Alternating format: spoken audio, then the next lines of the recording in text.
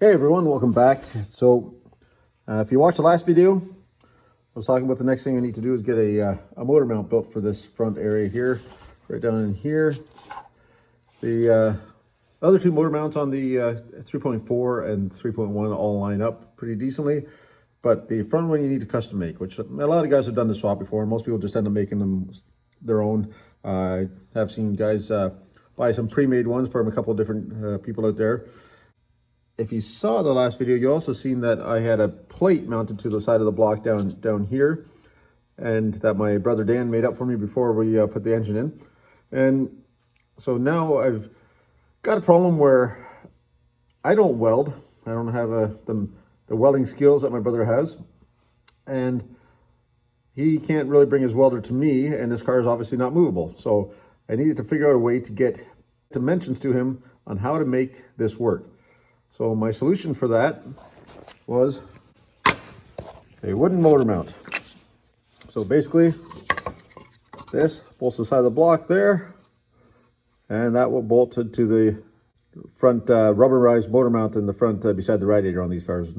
And believe it or not, actually this held pretty decently. So basically, I took that, showed it to my brother, said, okay, is this gonna work? He said, yeah, that should work, but now you need to make a jig for it to fit into. So, and then we made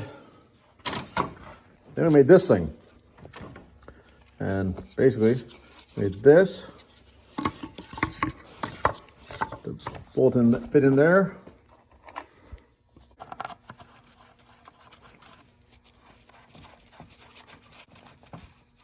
It threads in pretty decently too.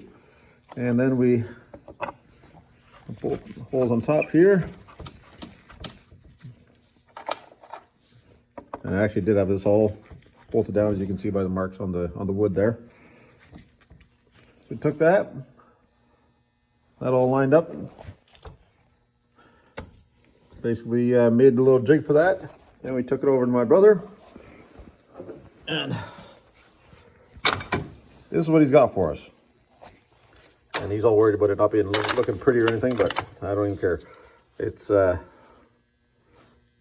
some nice heavy duty. I'm guessing that's probably a 1/4 inch plate there for the angles.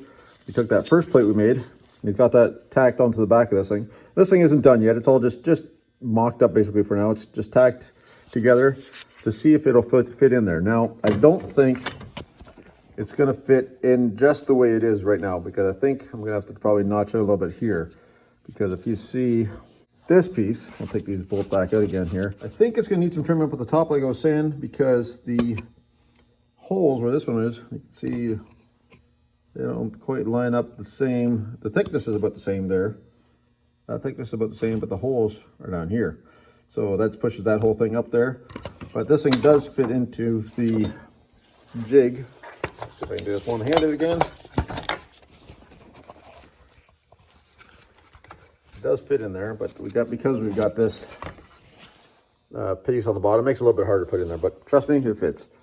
So now we're gonna crawl underneath the car, and we're gonna see if we can fit this on the car, and then we might have to do some trimming and see what happens. So like I thought, it's needs a little bit of trimming there. It's supposed to kind of line up in there, but it hits that rad hose there, and the exhaust manifold kind of got to go right about there, but it's got to go up another bit, half an inch or so. So I'll probably have to take a little bit off. I also do need to lop off that corner there a little bit by the exhaust manifold, just to have access to the exhaust manifold bolt in case it ever needs to come off down the road. So we'll take it off and we'll get some cutting done. And we cut off, like I said, about half an inch or so there. It's about a finger's width there. Nothing crazy. And I also cut off the corner over here.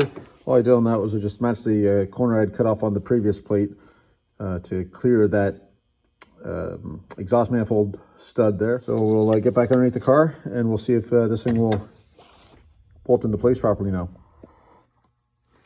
All right, well, we got this here. I'm gonna try to do this so that you guys can see what I'm working on here, and hopefully I don't smash my face with this big hunk of metal, because this thing is not light. All right, so This thing should go right about there. That might work. I might want to take a little more metal off around that hose because that's going to be a tight fit there. Doesn't quite look like it lines up with that one bolt hole there. It might also be, it's probably hitting. That's probably why. It's probably hitting on that. If you can see it, I'm going to have to take a little more off there. It's hitting on that hose clamp area there. And that's, so we're going to have to notch a little bit more off of that. All the fun stuff of custom fabrication. Test, fit, and repeat. And take number 2. Roll out of the car. Hold the camera. See if it fits, and then put it in upside down. That's a good start. And see if we can spin it around. All right. So, yeah, it's supposed to go in something like that.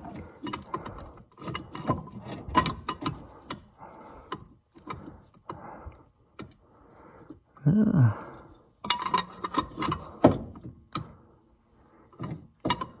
I think we're gonna have to try to put some bolt holes in and see if that the mount on that side lines up. So let's get some bolts and we'll see if we can line this thing up. I'm gonna have to probably put the camera down and make that work because I'm gonna need my 2 hands for this.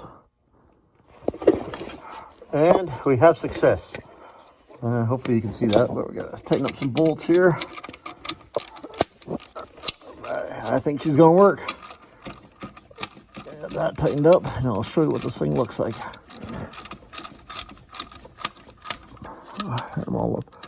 This is just, again, this is just for test fitting purposes, but we're gonna make sure she's all as good as it can be.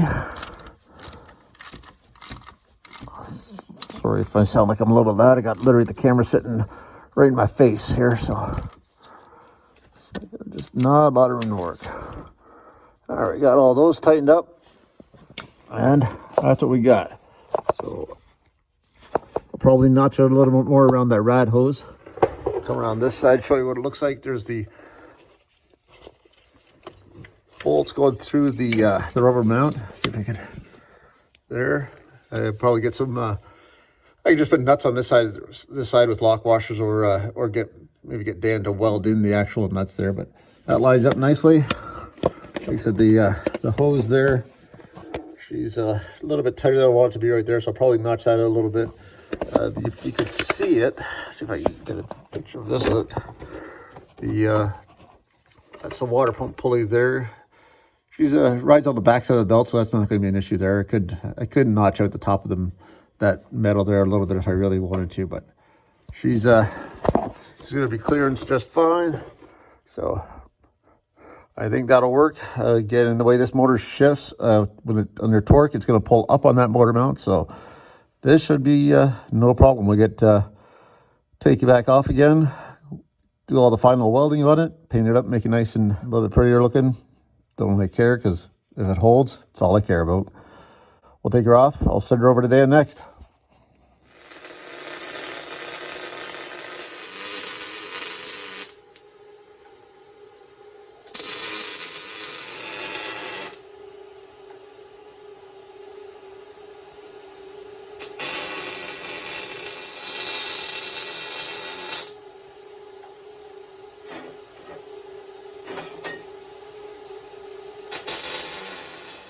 Well, we got her back from Dan from welding. We're going to clean that up, give her a shot of paint, and I think she's ready to go.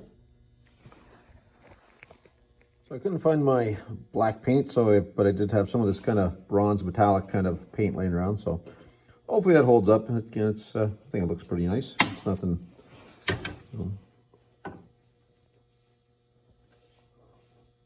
Well, you're ever going to see it once it's bolted on down there, but whatever, at least it gives a little bit of protection before we bolt it on. Of course, right after I painted this, I did find my black paint, but that's the way it goes. I'm not going to redo it now. So we'll take this thing down, see if we can bolt it up, and see if we can get this engine actually all finally mounted in there permanently. And there she is. She's all installed. All the bolts are torqued up. They are got blue Loctite on them, the medium strength stuff. And Not sure, like you see, if you can see it there, a little bit more around that rad hose. And also, I took off the other corner on this side here, right here. You can see I took off that corner there, just to get more, little more clearance on this side. Again, not sure if it's going to matter. There's a pulley that can go there. I didn't use this pulley previously, so don't think I'm going to use it. But just in case, it's a little more room here. I might have to, if I do decide to use it, I might have to notch out a little bit more there. But that's a future me problem. So I got those bolts torqued there. I got the nuts all torqued up here. These are not regular nuts. These ones are the ones that have the little lip on the end here, so they're not going to back off on us. So they're nice and tight, and they're definitely not going to come out because they're a pain to put in the first place. So, but they're all good there. Now the test is we're going to take off the chain fall and see if this engine stays in place. Let's go to the top side and get that done. All right, like I showed before, we still got this chain fall hooked up.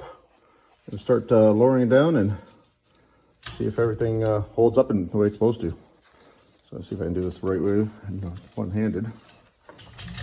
There we go. Look at already the weight's coming off there. Engine is staying put.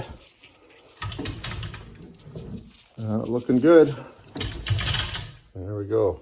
Well, definitely no weight on that. And that engine, she's solid in there now.